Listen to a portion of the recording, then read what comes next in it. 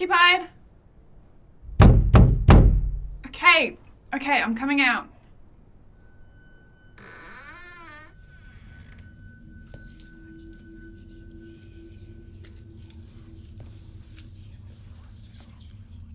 Hello? Made it at last!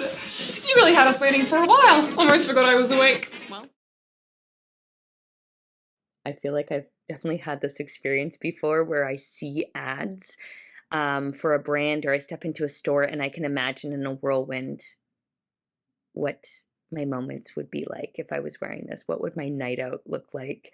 What's the general aesthetic lend to me? And it's almost like going into a museum or a painting and immersing yourself into it. And she really does and lives that evening, which I think is really fun. I thought it was delightful, great stylistic choices, a little bit experimental and playful, but always with a really clear vision throughout.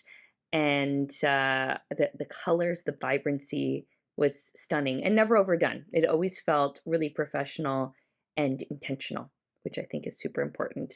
I was very happy to be swept away on this flight of fancy, and it made me want to go to the nearest store and go and try some stuff on and see where I travel to. I like the concept, the idea of this girl's transformation from the change room in the store, in the mall, to a party as soon as she opens up the change room door. Great idea. The actress also, her character goes along with the story. I love that. She doesn't try and stop it or say, hey, what's going on?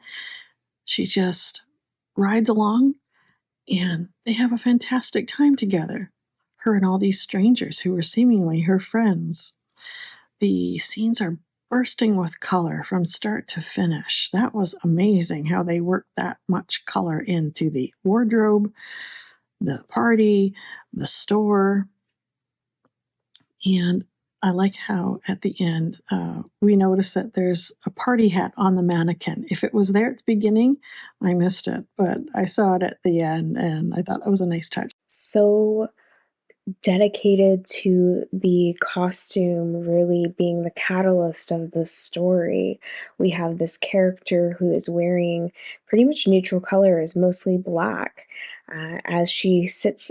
One thing that I noticed at the beginning of the short was there was this very colorful person that was standing right next to her, and that is something we as costumers intentionally try not to do.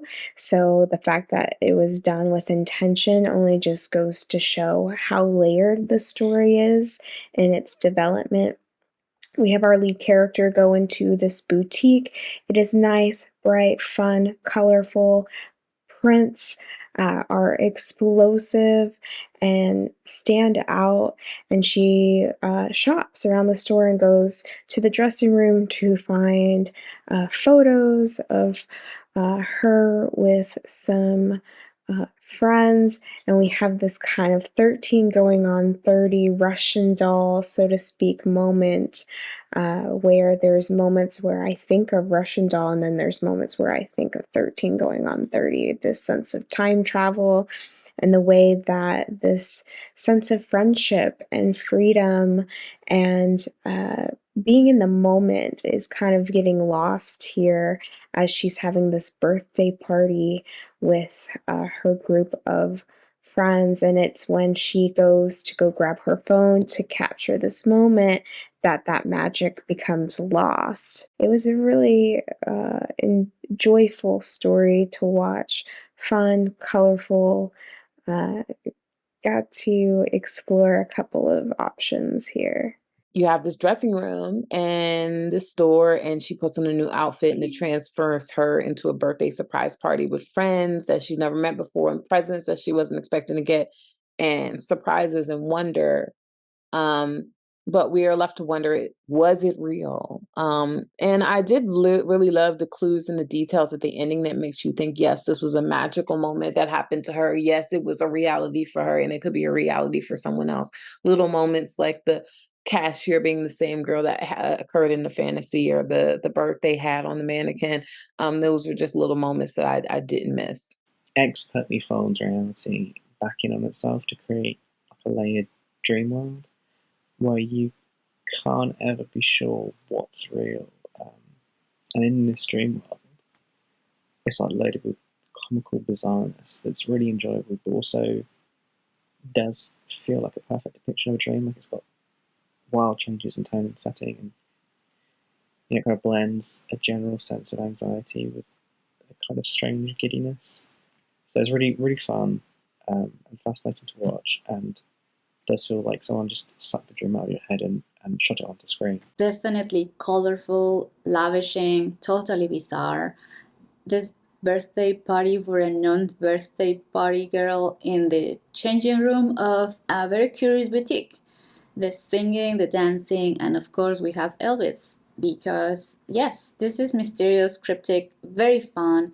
You have these party secrets and the accomplices at the end, and you just have to come back next year for yet another very, very bizarre party with nice friends and great characters. Bizarre. I think I would be terrified if I walked into a changing room and then walked out into a party for me. I'd probably be scouring right back to it. She was the main character in this. She was a great sport about what was going on, even though she wasn't too sure. Looked like a period party with a knockoff Elvis and everything. It was definitely a lot of thought put into this with how to do it with the costumes and how this story goes.